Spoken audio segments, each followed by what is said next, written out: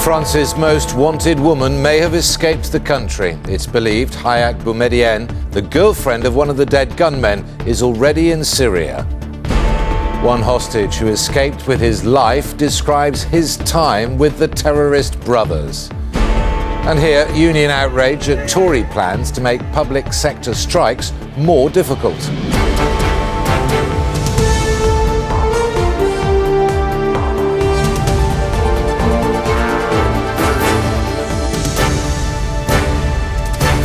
This is ITV News with Steve Scott. Good evening. It's believed a woman linked to the French massacres may have already left the country. Anti-terror police searching for Hayat Boumediene, the girlfriend of the gunman shot dead in the supermarket siege, say she could now be in Syria. A huge national security operation is underway tonight in Paris ahead of a massive peace rally there tomorrow. From Paris, our diplomatic correspondent John Ray reports. In a wounded city tonight, a vigil for men and women murdered merely for their faith, for cartoons, or simply for doing their job. The shattered family of Muslim police officer Ahmed Merabey, gunned down outside the offices of Charlie Hebdo, spoke for many. Les fous n'ont ni couleur. These madmen have no colour, no religion, said his grieving brother. Paris has not yet woken from its nightmare. 3 days of unimaginable horror.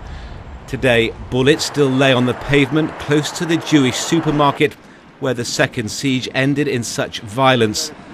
The forensic search will not answer the deeper, troubling questions of how and why.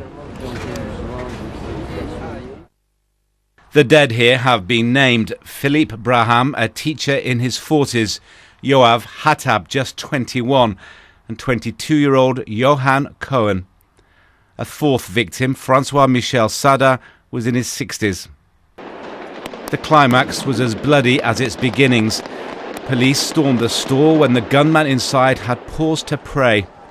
At the last, Amadi Koulibaly decided to come out shooting. It was his final act. The hunt for his girlfriend continues despite reports that she had left Paris before his murderous spree and that she's now in Syria. French media have published fresh pictures of the couple, images that speak of confused identity. In one, Hayat Boumediene poses in a bikini.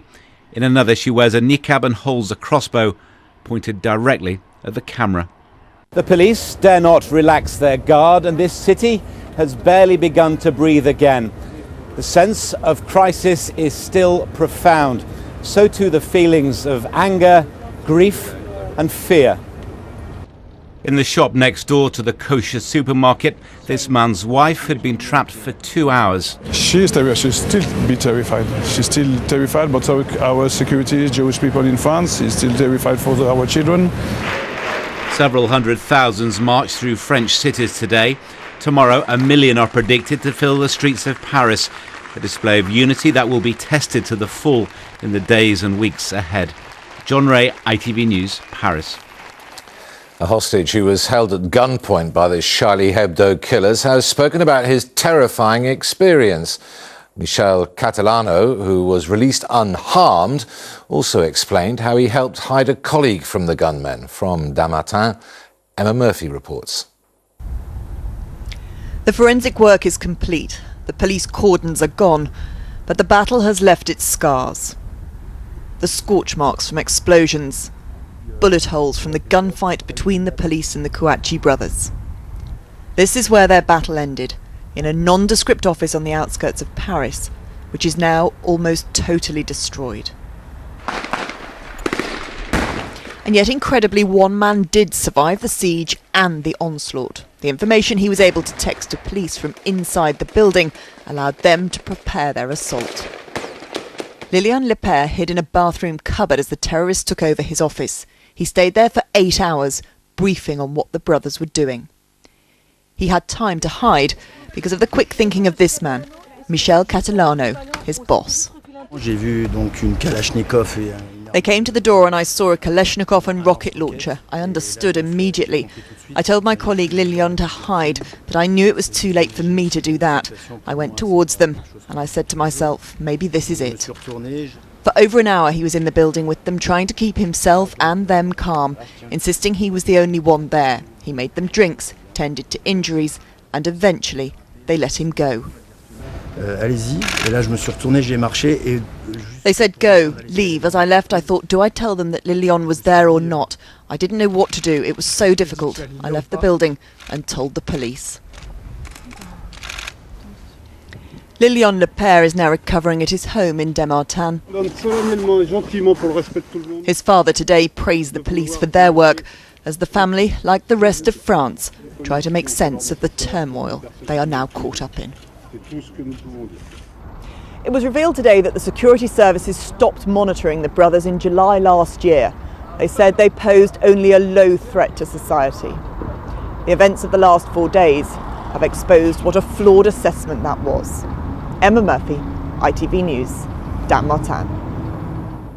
Well, back to John Ray in Paris now. And John, fresh developments there tonight. That's right, Steve. In a statement issued late this evening, the family, that's the mother and sisters of Amadi Coulibaly, have condemned his actions. They say that we do not share his extreme ideas and that we hope there will be no confusion between his obnoxious acts and Islam.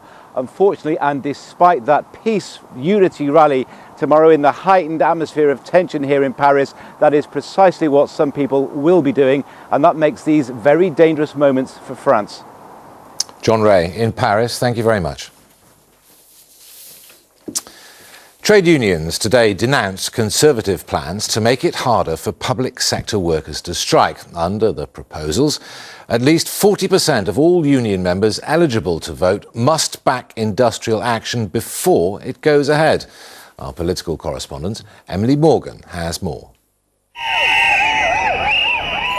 July 2014, and hundreds of thousands of public sector workers down tools over pay. So disruptive were they, said the Prime Minister, that new laws were needed to make it harder to take action.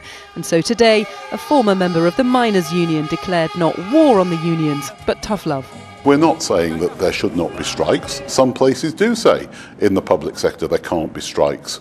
We're saying that before a strike can be called, at least 4 out of 10 of those union members have to have said yes in a strike ballot. The proposals going into the Tory manifesto will require core unions like health and education to get 40% of all members voting in favour. Currently, they simply need a majority of turnout. The ban on use of agency staff during strikes will also be lifted. The party claims 2/3 of action taken since they came to power, including this tube strike last year, would have been invalid under their new legislation. Unions accuse them of being anti-democratic. I think it will make it nigh impossible for firefighters and midwives to exercise that fundamental right to strike, and that is the government's intention. The Conservatives have for some time threatened to crack down on industrial action. They've already announced that half of all members of other unions must turn out to trigger action, so they are at least true to their word. Their coalition partners, though, are calling this brutal, and Labour has pointed out that very few of their own ministers got 40% of the electorate voting for them. Emily Morgan, ITV News in Westminster. And that is it from us. The weather is next, but from me and the whole team here, good night and enjoy the rest of your weekend. Bye-bye.